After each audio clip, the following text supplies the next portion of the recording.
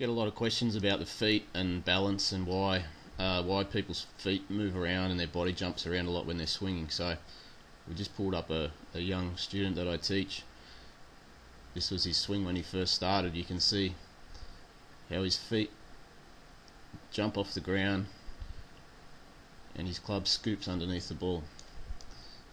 You can see the way his wrist and shaft look going through impact. Okay, so it's all caused by what happens with the body. If we can get that right, you can eliminate, the need for your feet to jump around all over the place.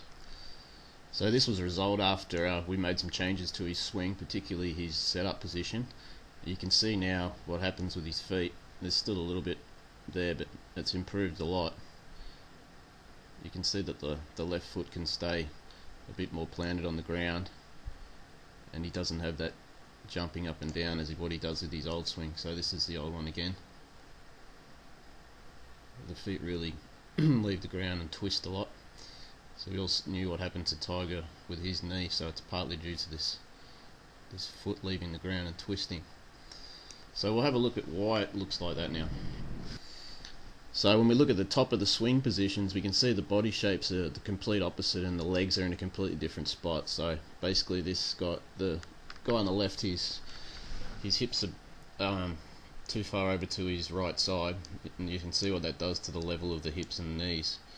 These ones will look a lot more level, and his left hip's more over on that side, and his angles of his bodies are different. This is what also causes the overswing. So from there's a lot of recovery. Basically he has to get his hips back over here, and he has to get his body back into this hitting angle, which this one already has, before he can actually make contact. So when he does that, the process he has to do is he has to shift his hips, move his feet a lot, and try to get his body back behind the ball, which looks like he can do. So he's back in his right shape now, and his legs are across, but in the process what's going to happen, he's going to lose a lot of his leverage, and he's going to fall back under with his feet moving all over the place. So it looks like he's actually got his wrist going backwards, the shaft leaning the wrong way, and the feet are off the ground. As this one's already in the proper position, all it needs to do is bump forward.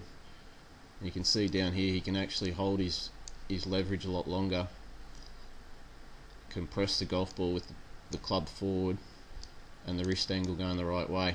Obviously the foot's still on the ground. You can also see what happens with his body. Because his body's going the wrong way, his head's going to stay down really long, and it's going to get a lot lower than what his shoulder is. This one here can actually come up and around, and his arms look like they can release properly. You can see the big gap in between his arms here. It's because his body's underneath and his head's staying down too long, and he can't really get the club to release properly. This one comes around and he's much more balanced and more forward and a lot higher with his body. So that all comes back to setup. Get the setup right, you can turn the right way, and then you can eliminate the need to jump around with the hips and feet. So what we've done here is we've just reversed his setup angles around the wrong way. So we've got his legs more across and his top half more back. This one's the opposite, his legs are across and his top half's more forward. That'll change the angle of the wrists as well, and now he should be able to turn in the right direction. This one he's going to have the reverse tilt, reverse pivot, body going the opposite way. This one he starts with some good angles so he can turn correctly. He can keep his body angle that way. Coming down into impact, he's got some compression, feet are on the ground, arms can come around.